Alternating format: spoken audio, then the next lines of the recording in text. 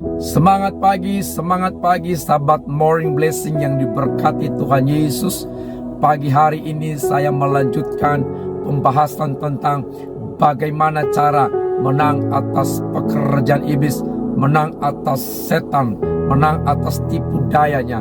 Dan ini adalah poin yang terakhir, poin yang ketiga, yaitu melawan iblis dengan iman yang teguh.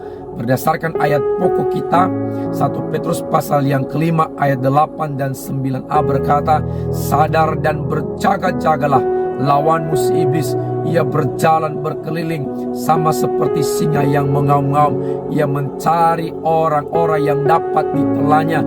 Ia mencari orang-orang yang dapat dikalahkan, yang dapat ditipunya. Dan ayat 9 bagian A berkata, lawanlah dia dengan iman yang teguh, lawanlah dia dengan iman yang kuat. Kata lawan itu artinya antistemi, artinya melawan, menentang, menolak dengan keras, menolak dengan kuat. Saudaraku, dalam Yakobus juga pasal 4 ayat yang ke-7, ayat firman Tuhan yang sama berkata, tunduklah kepada Tuhan Allah dan lawanlah iblis, maka ia akan lari daripadamu. Lawanlah iblis, tentanglah iblis, tolaklah iblis, maka ia lari daripadamu, ia takluk kepadamu. Nah saudara dikasih oleh Tuhan Yesus, iblis harus dilawan, iblis harus ditentang. Tidak boleh berkawan dengan iblis, tidak boleh berkompromi dengan iblis. Iblis harus dilawan, tidak boleh dibiarkan dan tidak boleh didiamkan. Segala pekerjaan tipu daya, strategi, modus-modus iblis harus dilawan, harus ditentang, saudaraku. Nah, dikatakan Alkitab tadi bahwa iblis harus dilawan dengan iman yang teguh. Artinya bahwa tanpa iman tidak mungkin iblis takluk kepada kita. Tanpa iman tidak mungkin dikalahkan. Tanpa iman tidak mungkin iblis lari daripada kita. Tanpa iman tidak mungkin iblis takluk kepada kita. Tanpa iman tidak mungkin kita menang atas iblis. Nah pertanyaannya saudaraku, kenapa harus dengan iman? Siapakah orang beriman? Siapakah yang memiliki iman itu?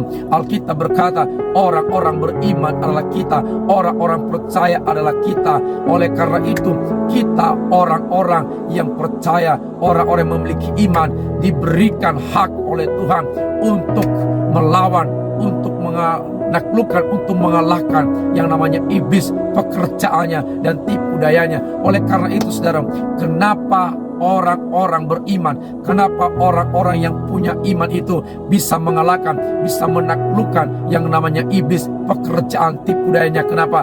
Karena orang-orang percaya, orang-orang beriman punya kuasa, punya kuasa.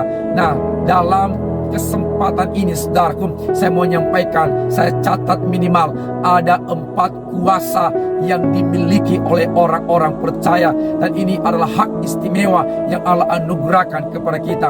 Apa saja kuasa yang dimiliki oleh orang-orang beriman, oleh orang-orang percaya kepada Tuhan Yesus? Yang pertama, memiliki kuasa nama Tuhan Yesus Kristus. Saudaraku, dalam Markus pasal yang ke-16 ayat 17 berkata begini, bahwa tanda-tanda ini akan menyertai orang-orang percaya. Tanda-tanda ini akan menyertai orang-orang beriman, yaitu bahwa mereka mengusir setan-setan demi namaku. Amin, haleluya.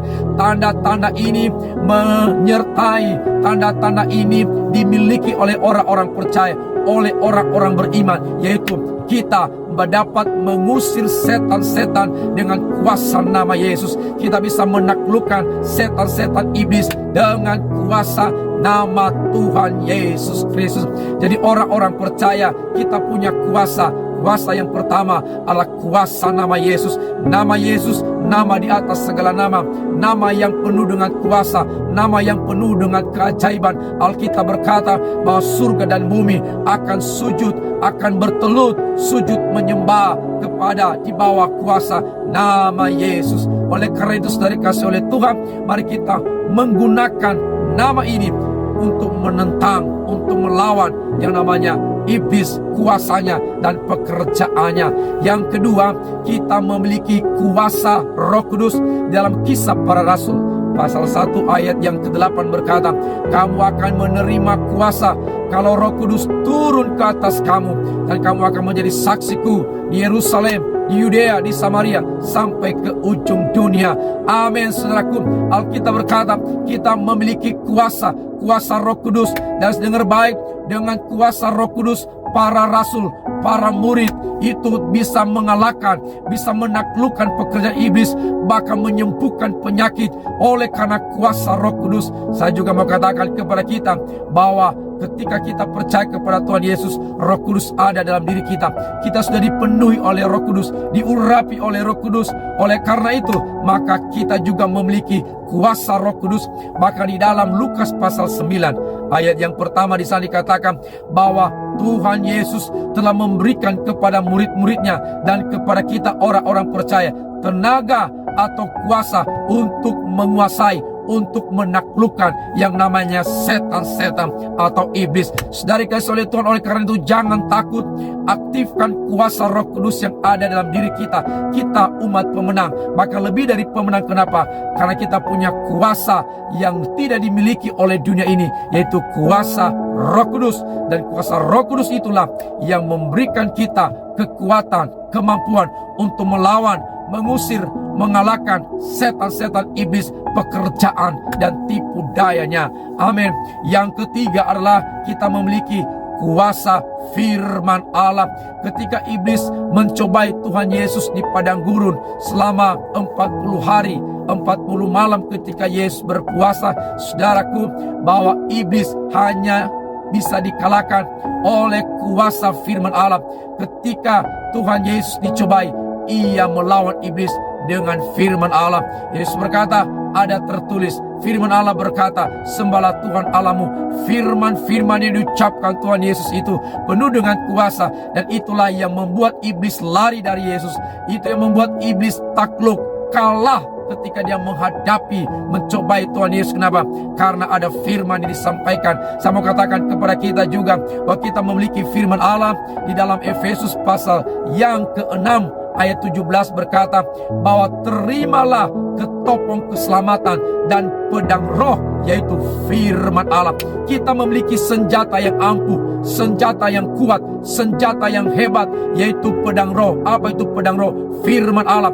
Firman itu ada dalam hati kita, firman itu ada dalam pikiran kita, firman itu ada di mulut kita. Oleh karena itu, setiap hari renungkan firman Allah agar pikiran kita jangan dikuasai oleh iblis.